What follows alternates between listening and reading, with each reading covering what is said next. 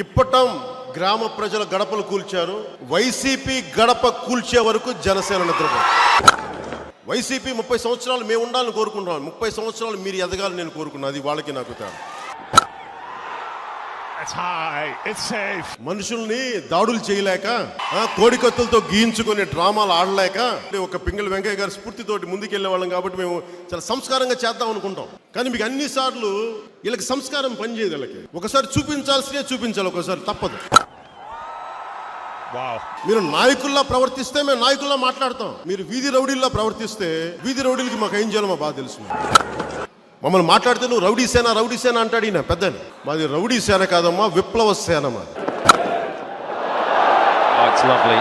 సజ్జల గారు ఏం మాట్లాడుతున్నాం? ఒకవైపు ఇప్పటం గ్రామాలు ఇల్లు కుల్పిస్తాం, లేదంటే మేము హత్య రాజకీయాలు చేయలేక అంటాం. ఏం మాట్లాడుతున్నారా మీరందరూ?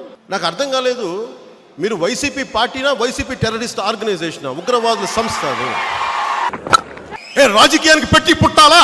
మేము చేయలేమా రాజకీయం? మా వల్ల కాదా? చేసి చూపిస్తాం.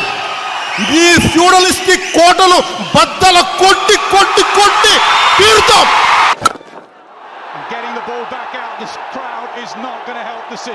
నిజంగా నేనే తప్పైతే, నీకు లోపల ఎలాంటి వికృతమైన ఆలోచన లేకపోతే, నా కులం చేత నువ్వు నన్ను ఎందుకు తిట్టిస్తావు? సజ్జల గారు మీకు ఒకటే చెప్తున్నా, గుర్తుపెట్టుకోండి. నేను ఛాలెంజే విసురుతున్నా. మీరు ఎలా గెలుస్తారో మేము చూస్తాం. సజ్జల గారు అడుగుతూ ఉన్నారు, ఏం మాట్లాడారు? నీకు ఎందుకు చెప్తావు? నీకు ఆ పెద్ద మనిషికి ఎందుకు అంత ఉత్సుకత? మీకు ఎందుకు కావాలి? మీకు రండి, నా దగ్గరికి రండి, చెప్తాను. మీ చెవులో చెప్తాను, నేనేం చెప్పని చెప్తాను.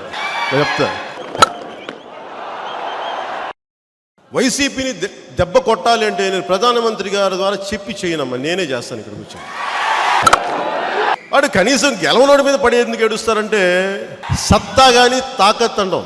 అది అధికారంలో కాదు, గుండెల్లో ఉండవు. అరే మా వాళ్ళు ఇల్లు కూలిపోయినా ఇల్లు పలకరిస్తామంటే నువ్వు వెళ్ళకూడదు అంటారు. పోనీ కారులో వస్తారంటే కారు ముందు కదలకూడదు అంటారు. నడిచి వెళ్తానంటే నడవకూడదు అంటారు. అప్పుడు తిక్కొచ్చి బండి మీద ఎక్కి వస్తారని చెప్పారు. ఇంకో 30 సంవత్సరాలు వైసీపీని ఎన్నుకుంటే వాళ్ళ కోరికలు ఎంత? 175 వచ్చేసేయనమ్మా. 175కి వచ్చి పెద్దలు తీసేసుకోండి, మళ్ళీ వచ్చి మా మిగతా గడపలు కూల్చేయండి అని చెప్పచ్చు. వైసీపీ నాయకుల కుటుంబం కానీ వాళ్లే కనుక స్వాతంత్ర ఉద్యమంలో పాల్గొని ఉంటే, మన అదృష్టం పాల్గొలేదు. వాళ్ళు వైఎస్ఆర్ కడప జిల్లా అని ఎలా పేరు పెట్టారో వాళ్ళు వైఎస్ఆర్ ఇండియా అని పెట్టేసేవాళ్ళు. మళ్ళీ నవ్వులకి అస్సలు లోటు ఉండదు. సమయం సందర్భం లేక నవ్వుతూ ఉంటాడు అనుకో, అది వేరే విషయమైనా. నవ్వు 4 విధాలా చేయటున్నారు అని తెలియదు స్వామి. ఏడుస్తున్నప్పుడు అలాగనమ్మా, బాగున్నారా, చచ్చిపోయారా, ఓకే. ఏంటి అసలు పోయినాయా? ఎంత పోయినాయి? 10 కోట్లు పోయినా, ఓకే. గడపలు కూల్చేశారా? అలా అనకూడదని, తప్పది. నవ్వి గడపలు కూలిపోయినాయమ్మా, బాధగా ఉందని చెప్పు. నటించండి కనీసం, బాధ లేకపోతే. ఎంత దిగజారిపోయారంటే, నాకు ఆ రోజున మన ఇప్పటం గ్రామానికి వస్తే గాంధీ గారి విగ్రహం తీసేశారు, జవహర్లాల్ నెహ్రూ గారి విగ్రహం తీసేశారు, ఇందిరాగాంధీ గారి విగ్రహం తీసేశారు. కానీ ఉన్నదల్లా వైఎస్ఆర్ గారి విగ్రహం ఉంది. ఇలా జాతీయ నాయకుల కంటే పెద్ద వ్యక్తి అయితే కాదు వైఎస్ఆర్ గారు, గుర్తుపెట్టుకోవాలి. ఆయనే అంతున్నప్పుడు వాళ్ళ అబ్బాయిని ఏ స్థాయిలో పెట్టాలో మనకు తెలుసు కదా. మీరు కనిపించిన వాటి దగ్గరల్లా డబ్బులు అడుగుతారే. ఆఖరికి కడ్రాయిల్ ఫ్యాక్టరీ చేద్దామని వచ్చినోడు కూడా డబ్బులు అడిగే పరిస్థితికి వచ్చారు. మీరు నా మీద చంపేస్తామని చెప్పి, నా కుటుంబాన్ని రేప్ చేస్తామని చెప్పి, ఇలాంటి మన సజ్జల గారి ఆధ్వర్యంలో చాలా వస్తుంటాయండి ఇలాంటివన్నీ. సజ్జల గారు చాలా సరదా ఇలాంటివన్నీ. అంటే ఆయన మా వాళ్ళు కాదంటారు, మొత్తం వాళ్ళ మనుషులే, బయట నుంచి ఉంటారు. అయితే వాళ్ళు ఇది మీరు హెచ్చరిక అనుకోండి, విజ్ఞాపన అనుకోండి, విన్నపం అనుకోండి, ఏదైనా అనుకోండి. మమ్మల్ని బెదిరించి మా అండగా ఉన్న ఇప్పటం గ్రామం ప్రజల్ని కానీ ఇలా భవిష్యత్తులో ఎవరినైనా సరే, ఎవరిని మీరు ఇలా ఇబ్బందులకు గురి చేసినా ప్రతి వ్యక్తికి కూడా నేను మర్చిపోను. నేను ఏం చేయగలం నేను చెప్పను, చూపిస్తాను.